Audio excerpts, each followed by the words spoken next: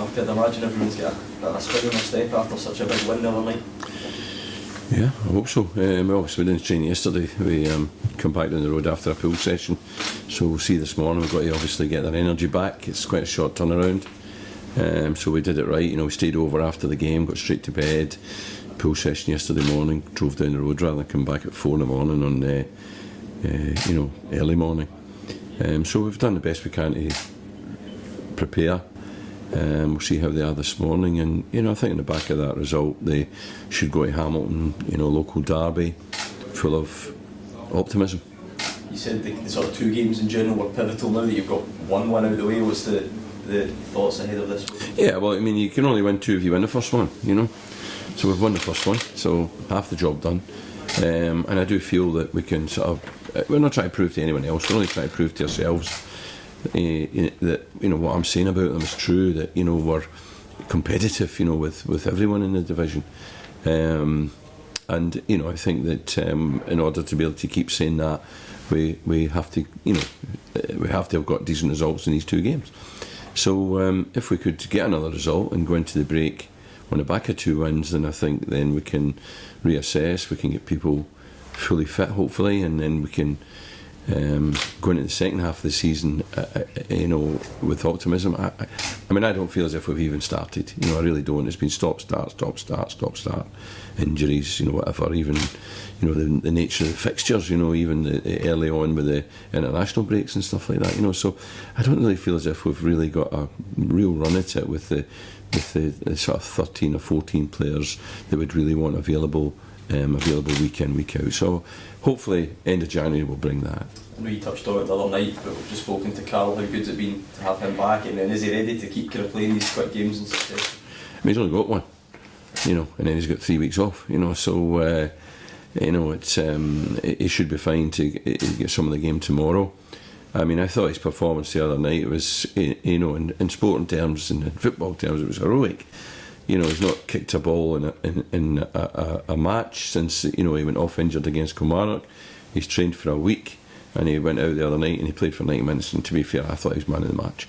I thought it was a fantastic performance. I was delighted for him, and obviously to get the win in the back of him, putting that effort in was brilliant for him.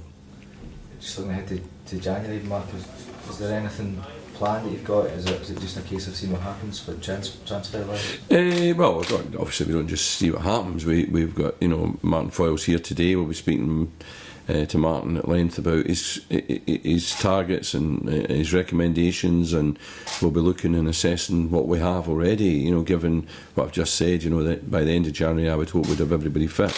We can then look at it and say, right, where do we feel we're a little bit short, whether it's in actual numbers or whether it's with performance. We feel as if maybe we've got to strengthen because of something. So we have an opportunity to do that. We have a little bit of flexibility in the sense of the budget. We won't be out and buying players, but we have a little bit in the budget that maybe we can sign 1 or 2 either on loan or in the right circumstance permanently. You don't have to move players out before you bring them back? No, we don't. If there's anyone that's a wee bit surplus and they do move, then that would help even more, but we don't have to, it's not dependent on us moving anybody out, bringing anybody in. At the start of the season when Stephen Pearson left for India, there was maybe talk about maybe he'll be back one day. Now that his season's over, is there any chance of bringing Stephen? I don't know. I think it's something that we would definitely consider, and I know that the boys, Faddy for instance, is in touch with them.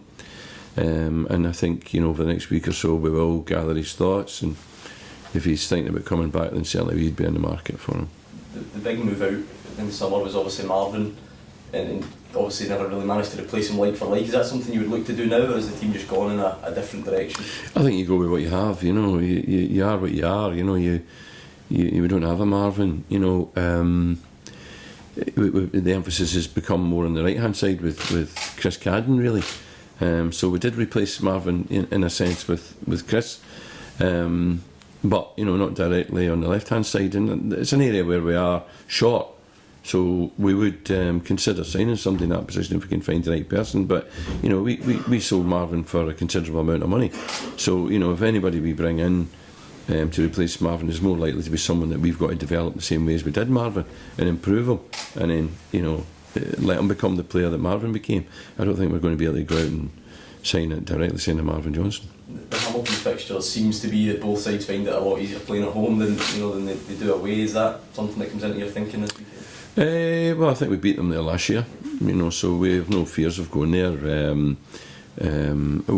We also aren't a team who have any fears of the surface. We train on that often. Our under-20s, so some of the boys that are playing in the team play at Airdrie in the under-20s most weeks, and therefore are very familiar with the surface. So that is no advantage to them, playing at home. So we'll go there, and it's not just another game; it's a local derby. But in terms of the surface and all that brings, it's another game. Is Keith Lasley back in contention? We'll try him this morning. I think he's doubtful. Remains doubtful.